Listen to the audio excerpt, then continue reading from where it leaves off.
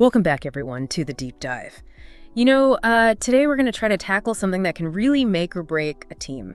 Yeah. Building a jerk-free environment. Oh, yeah. That's a good one. We're really diving into Robert Sutton's work on avoiding those toxic personalities. Okay. Especially as it applies to talent acquisition. Yeah, this is something that affects everyone, really. Yeah. I mean, whether you're in HR, right, leading a team, or just you want a more positive workplace, Absolutely. Understanding how to spot and avoid these personalities is crucial. It really is. And, we've got some fascinating material to work with today. Yeah. Excerpts from this great article that you sent over and some notes.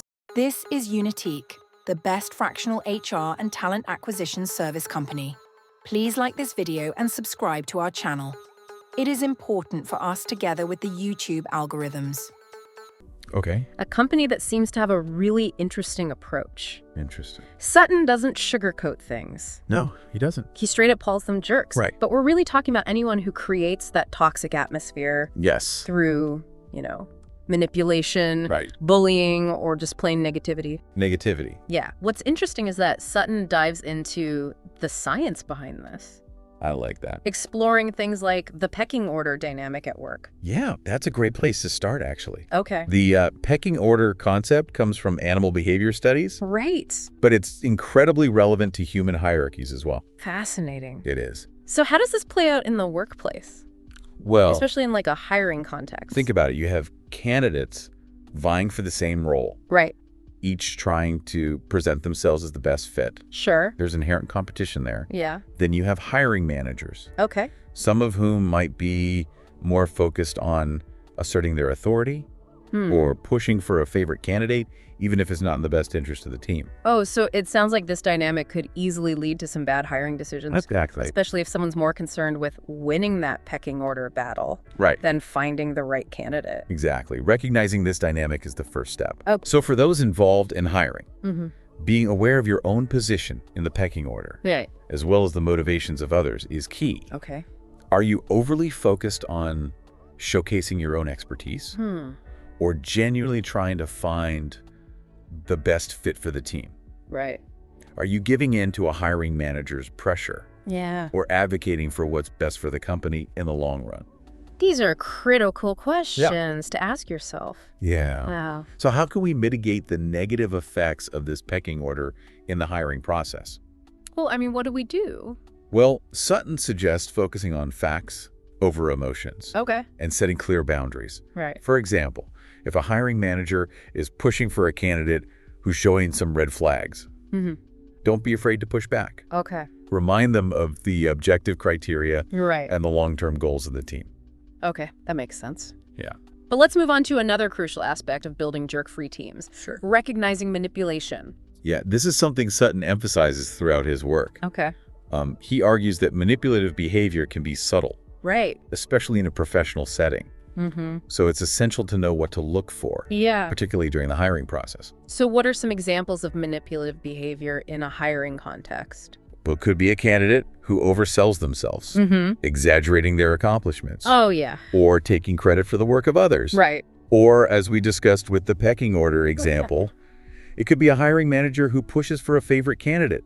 Right. Even if they aren't the most qualified, by downplaying the achievements of other candidates. So it sounds like manipulation can come from both sides of the table. It can. So how do we, as listeners, many of whom are probably involved in hiring, how do we spot these red flags early on? Yeah. What should we be looking for? One of Sutton's key points is that a person's character often reveals itself in how they treat those they perceive as beneath them.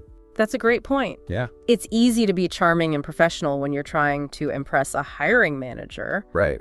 But how you treat those you don't see as directly benefiting you speaks volumes about your character. It does. These seemingly small interactions can provide valuable insights into a candidate's true personality. Yeah, and remember, we're not just looking for skills and experience. Right. We're trying to build a team of individuals who will contribute to a positive and supportive work environment. Absolutely. So recognizing those subtle signs of manipulation is crucial. It is. But what can we do to mitigate these tactics, both in the hiring process and in the workplace in general? Again, setting clear boundaries is crucial. Okay. This means being upfront about your expectations, Right. both for yourself and for others. Okay. It also means not being afraid to call out manipulative behavior when you see it, Yeah. even if it's uncomfortable. That's a good point. Yeah. Sometimes it's easier to just let things slide, but that can create a permissive environment where toxic behavior thrives. Exactly. And the longer it festers, Yeah. the harder it becomes to address. Right. Being proactive is key. Okay. So we've talked about the pecking order Mm-hmm. and manipulation, Okay. but let's move on to the practical application of all of this. Sure. How do we actually identify potential jerks during the interview process? Well, Sutton advocates for going beyond the standard resume review Okay. and generic interview questions. Right. He suggests using behavioral questions that reveal how candidates handle conflict, support their teammates, Okay. and deal with failure. So instead of asking, tell me about a time you faced a challenge, Right. we should be digging deeper, asking things like, Yeah. how did you approach that challenge? What was your role in resolving it? How did you handle the emotions involved? That's exactly right. Okay. These types of questions force candidates to move beyond vague generalizations Right. and provide specific examples of their behavior. And by listening carefully to their responses, Yeah. we can gain valuable insights into how they might behave in similar situations in the future.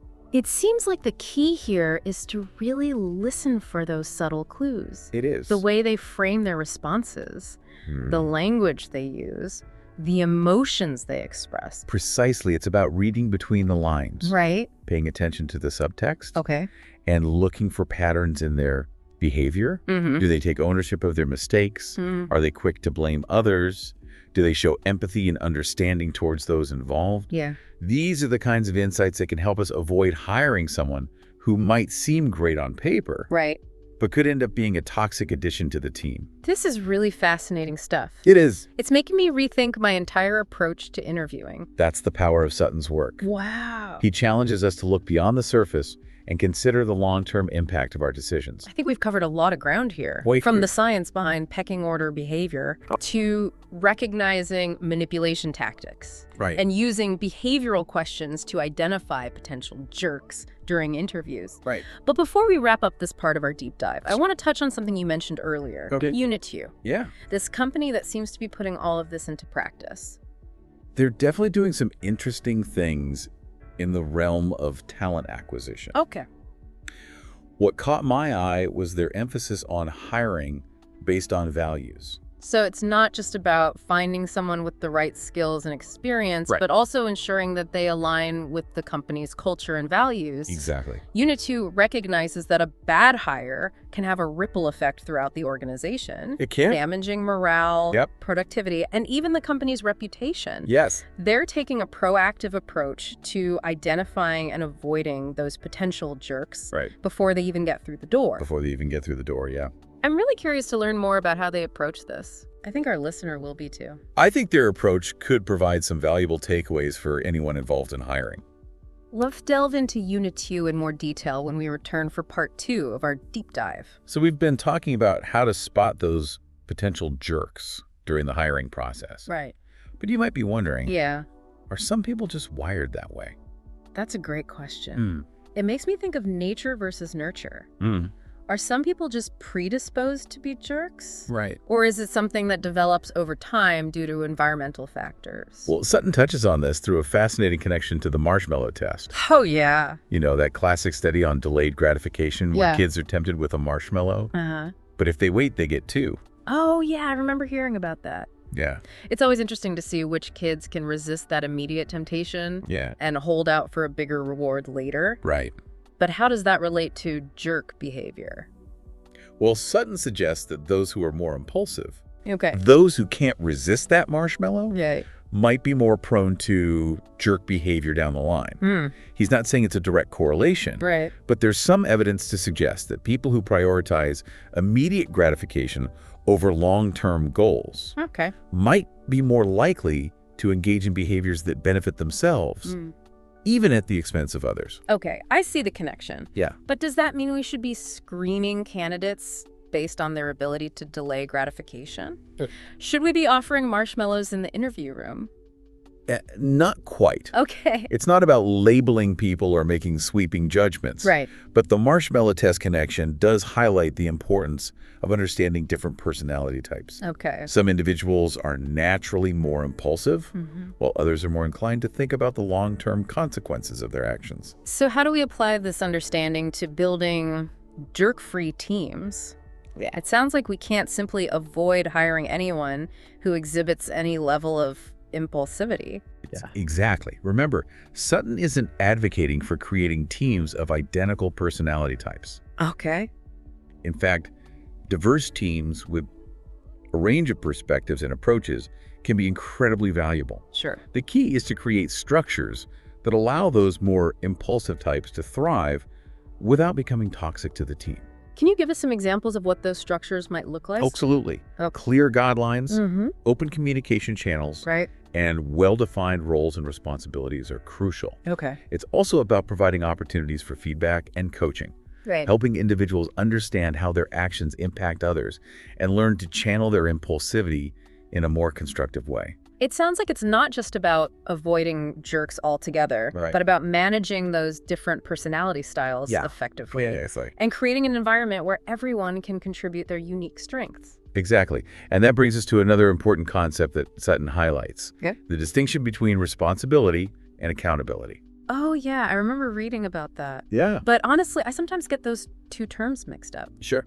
Can you remind me what the key difference is? Of course. Yeah. Accountability is about dealing with consequences after the fact. Okay. It's reactive.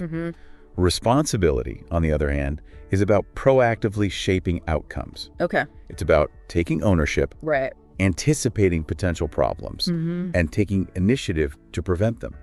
So in the context of hiring, are we saying that we should be looking for candidates who demonstrate that sense of responsibility? People Yeah. who are thinking ahead, taking initiative, and not just waiting for things to go wrong before they take action? That's precisely it. Okay. Seeking candidates who embody this proactive sense of responsibility can lead to better hires and a more positive work environment overall. Gotcha. These individuals are more likely to be engaged, solution-oriented, and invested in the team's success. Okay, so how do we assess this during the interview process? What kinds of questions can we ask to gauge a candidate's sense of responsibility? Behavioral questions are once again your best friend. Okay. You can ask things like, tell me about a time you anticipated a potential problem at work. What steps did you take to address it? Or describe a situation where you took initiative to improve a process or solve a problem. Okay. Listen for those candidates who proactively identified issues, Right. took ownership, and took steps to create positive outcomes. Those are the individuals who embody that sense of responsibility that we're looking for. This is really helpful advice. Good. I'm starting to see how all of these pieces fit together, from recognizing the pecking order dynamic Right. to understanding the nuances of manipulation, and now focusing on this crucial distinction between responsibility and accountability. Right. It's like we're building a toolkit for creating truly jerk-free teams. It's all about being aware of the potential pitfalls, recognizing those red flags, and making informed decisions that prioritize the long-term health and well-being of your team and your organization. And speaking of putting these principles into practice, Yes. I'm really excited to dive deeper into UnitiQ and their approach to talent acquisition. Me too. From what we've read, they seem to be really walking the walk when it comes to hiring based on values and identifying those potential jerks early on. I'm intrigued as well. Yeah. I think their approach could offer valuable insights, especially for those of us who are constantly trying to refine our hiring processes and build stronger, more positive teams. Let's delve into the world of UnitiQ right after this. All right, so we're back Yes. and ready to explore UnitiQ Okay. and how they're putting all this jerk-free team building into action. What stands out to me from their material is this commitment to values-based hiring. Okay. It's not just ticking boxes on a skills list, you know, Right. but really digging into whether a candidate's character aligns with the company's ethos. So it's kind of like a two-pronged approach. Right. You know, you need the competence, of course, but also the compatibility Yes. to create that positive and productive team environment. Precisely. And UnitiQ seems particularly adept at guiding companies through that second part, Right. which can be tricky. Yeah. They help structure interviews to go beyond the surface. to uncover those deeper character traits that traditional hiring methods might miss.